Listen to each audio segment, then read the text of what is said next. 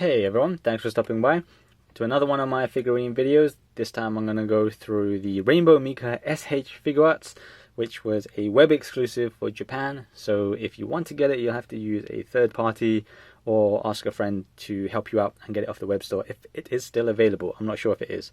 So this is Rainbow Mika. This is one of the few times that she's gotten a figurine. A lot of the times when figure manufacturers make Street Fighter figures, they tend to just stick with Ryu, Ken, and mainly the Street Fighter 2 cast. So this is kind of special if you're an R.Mika fan. I'm not too attached to the character, so I'm not going to go too detailed about her. But in any case, let's take a look at what she comes with in the box, the figure itself, and then an overview of what I think of it. So I'm going to put the figure aside, skip ahead a few minutes if you want to go straight to the figure. I will put a timestamp below on where to go. But let's go cover what's in the box first, so the optional parts and the effect piece. So like all Street Fighter figures in the S.H.Figuarts line, they come with a few things, but they also come with an effect piece. So Ryu and Akuma, they came with fireball pieces, and Chun-Li came with lightning legs, Rashid came with a wind piece, wind effect piece. And likewise with R.Mika, she comes with a ground piece. So if you're going to put them into a few figures into position, when she slams opponent on the ground, you put these down and, well, there you go. It's very simple to use. You can use it for any other figures that you've got, in your collection. Not exclusive to Street Fighter by any means. So going through the head, she comes with obviously the A face, it's A, B, and C that she's already attached on her. And I'll give her a close look once I get to that one. But otherwise, let's go with this one first. So this is the B face. It will tell you on the back side the letters A, B, and C, which face it is. So this one, they are all very, very anime looking faces. Some people like it, some people don't. Because it's R.Mika, and like I said, I'm not too attached to it. I'm not that, I'm indifferent, let's say. So she's looking off to the right a little bit. The eyes are not articulated in any of these figures, so what you see is what you get. So her fringe is there as well, and her hair color is all yellow. Might as well point it out now. The fringe, the actual fringe on every single face of hers is quite yellow compared to the rest of her hair. So when you look quite closely to it, it might not show up too much on the camera, but if you look closely in person, you'll see that there is a color difference happening. But otherwise, it's okay. Maybe R.Mika fans might have more issue with it. And then this is the third face. So this one's her yelling face. And similarly, the bright yellow fringe. I'll show you how to swap the face as well once I get to the figure. Hands. S.H.Figuarts always come with quite a few hands, and this one is no different. So the two fists are already on the figure, and that's normal. You know what fists look like. These ones are the grab hands, so you will use this for her neutral pose, and of course, any grabbing sort of poses that you're going to put them in. Not much more to say, left and right. And then the next one is a pair of kind of open, maybe slappy hands if you want. Again, left and right. They're plain flesh color, not much shading or any shading on them. Covering them a bit too much so you can't see them, but yeah, there you go. Fairly slender. Put those to the side. And then the other pair is finger pointing hands. So these ones, when she's pointing at her opponent, or when she does her sky high finger jab thing, like taunt or whatever. So fairly simple. And then finally, she comes with one single left hand, and this is the mic holding hand. So you can probably put something else in here, maybe a chair or something like that, if you got one from a wrestling figure. Anyway, the mic just slips in, like so, easy. I'll give you a closer look at the mic. It's just plain black. There's really not a lot to say about it. So yeah, that's the option parts. She does also come with background as well. So this is the Capcom Pro Tour Wrestling Stage. Sorry I can't fit it all in. But like all Street Fighter figures in this line, they all come with their background pieces of card. Hers is this one. It's okay. It's a cheap card, so yeah. Now onto the figure. So this is R.Mika. She's okay. Again, I'm not that attached to the character. In terms of outfit, she's using a Street Fighter 5 outfit.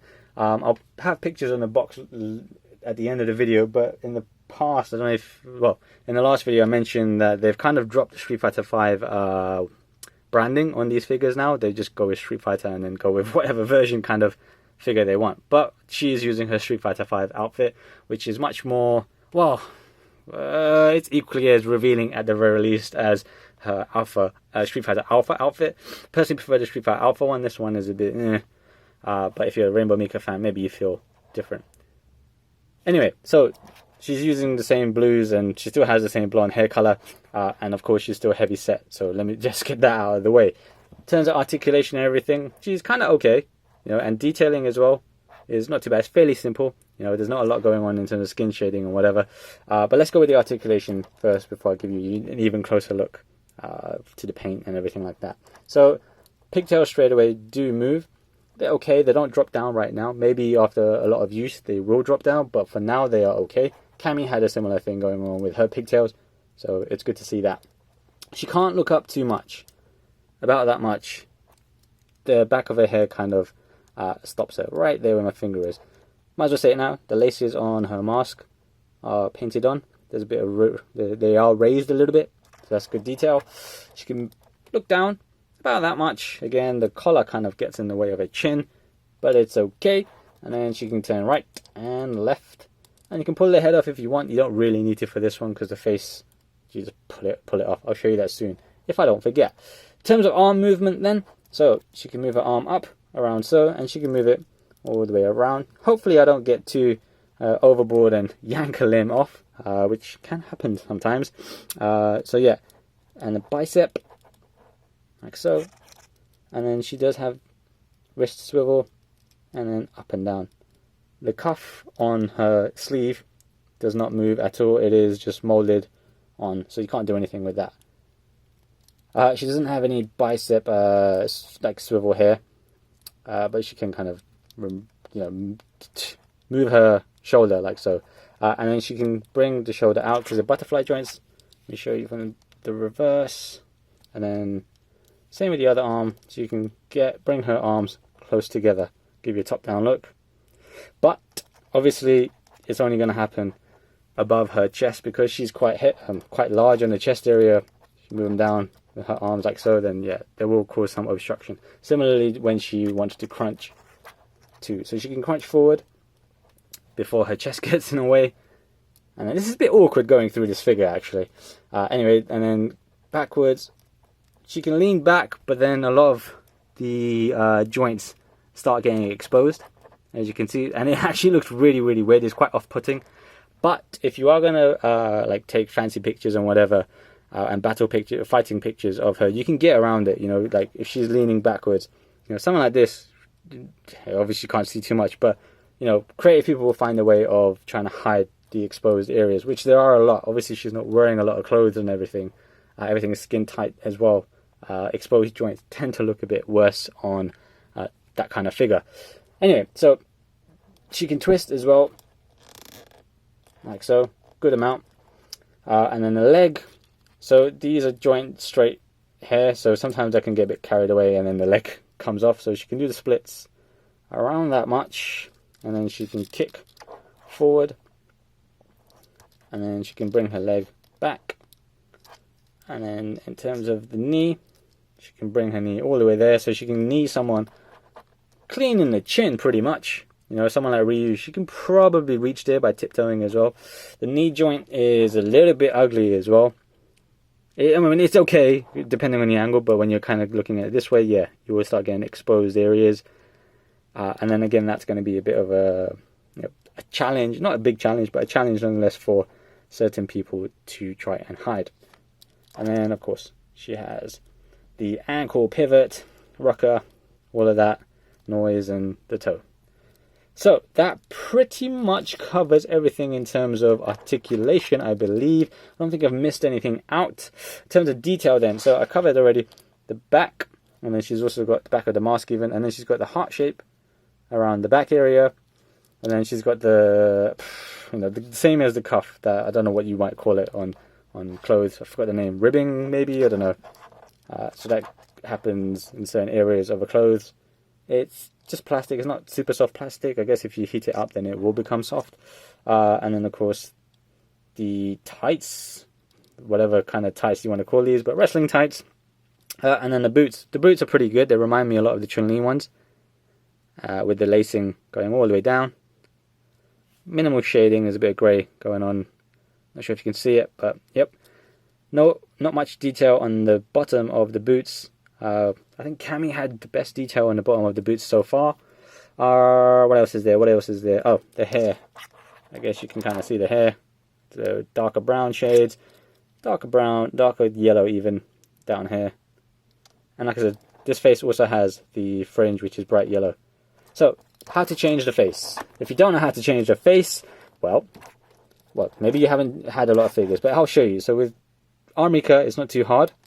Just pull it off like so. I've done it a couple of times, so it's a bit easier for me now. And I'll change it with the yelling face.